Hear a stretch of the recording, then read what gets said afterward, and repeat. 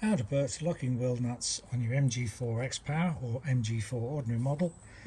Surprisingly, they don't come with locking wheel nuts. I guess it's all about maybe saving costs or something. But they're pretty cheap, pretty easy to fit yourself. So look at the video description for buying tips. So these are the ones I got, which are not the most complicated pattern, but it is a pentagon head rather than a hex head. So ordinary sockets at least won't fit onto it, and comes with a special key.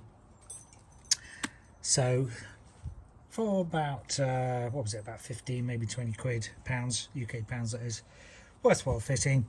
It slows down any potential thief, and although not impossible to remove, maybe by ramming on a socket or something, ruining your socket in the process, certainly slows them down. It makes it more difficult, and they will probably move on and pick on another car. So, well, 15-20 quid, it's probably worth fitting them yourself. They all have plastic caps on these, at least on this wheel trim. Maybe it's different on other models, but this is the X-Power. For that, you need, well, I used a 22mm socket, and then just put it over, wheel it off. They come off fairly easily. I should mention you don't actually need this 22mm socket to get the plastic bolt covers off, because in the little fairly restricted kit that comes under the boot floor, in this little space here is a pair of clips that very easily allows you to remove the plastic covers, flip it over, pull them straight off like that, and put that back in a minute. While we're in the boot, not worth doing a special video for this, unless I do a collection, but sometimes people say, oh, there's nowhere to put the charging cables because there's no frunk. Oh yes there is, because this boot floor, at least on this X-Power, sits up by at least a couple of inches, and there is space to put your charging cables in there. So I have the old granny one that they call the 3-pin plug adapter, and in the bag, which is a squishy bag, is the Type 2 cable as well, and they both fit comfortably under that boot floor cover. That goes flat, not sticking up at all. So a lot of those reviewers that review the MG4 point that out as a problem, but they are not correct. So these are the original bolts. This is the new locking wheel nut bolt. So you can see that's the sort of taper edge you want on it. I think the originals are something like 25-26mm long, and these are maybe 1mm longer. But if you look at the hole, the gap, the other side of the bolt, there's plenty of clearance to allow for another millimetre, it would seem. Check for yourself please, don't blame me if there's any problems. So once you've taken the cap off, then you see the head of the bolt, and for that we need, is that one? The way I think.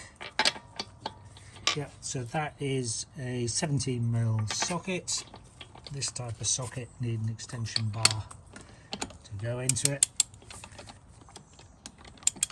Undo these.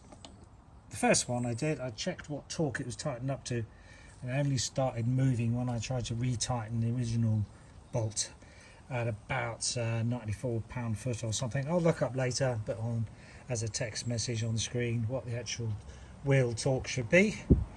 But that's what I use for tightening up at the moment. Seems about right. I should also mention, although it's 17 to get the original nuts off, you actually need a 19 one to fit the adapter socket for your locking wheel bolt. 17 won't fit over it. So one of these dual 17/19 wheel nut sockets is probably a good thing to have. And then it's just a matter of taking out the old bolt and putting in the new locking bolt, locking head bolt, which is this one. Put our adapter head on top. Just do it by hand to start with, make sure you're not cross threading it,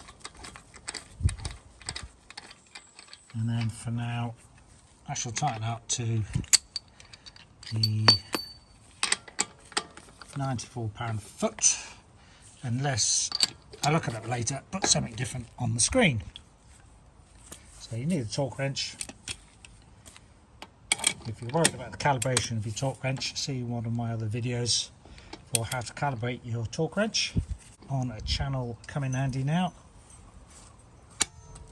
Wait till it clicks, and there we are, tightened up.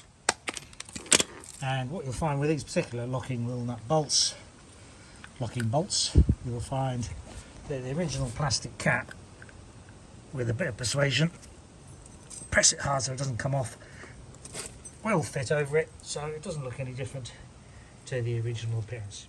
And if you are worried about the locking bolt being about 1mm longer than the original, what you could do is just put something through the hole to measure the distance. So on this you can see that there is a nut or a sensor or something the other side of the hole, which you might think is a little bit worrying for how far the bolt gets to it. So just got a little stick here, try and measure how far away that is, approximately from the position where it starts tapering, which you can use as a reference point for the bolt. It's about there, and I compare that with the bolt, and you can see that is a long way off. So that's the point it starts tapering, and well, there's a good 5-6mm separation away from that, so shouldn't be a problem for these bolts, which were being 1mm longer than other bolts that I've seen on the internet, and I think originally designed for another car. They are a lot cheaper, at least half the price, so have a look at my buying links, well worthwhile. The tapering is fairly standard, it's either tapered or not, or curved on these locking bolts. These ones are straight tapered 60 degrees, which certainly appears to be correct for this vehicle. If you have any more worries, jack up the car and just turn the wheel by hand, put it in neutral, to make sure there is no scraping, but I think that's a very low risk. Don't forget to store your locking wheel nut key in the boot. In case you ever have a puncture, need a tyre change. Okay, that's it. That's how easy it is to fit locking wheel bolts to your MG4. Thanks for watching, bye, and don't forget to subscribe for other hopefully useful, come in handy videos, and I'll try and perhaps do a few more on the MG4 later. Thanks, bye.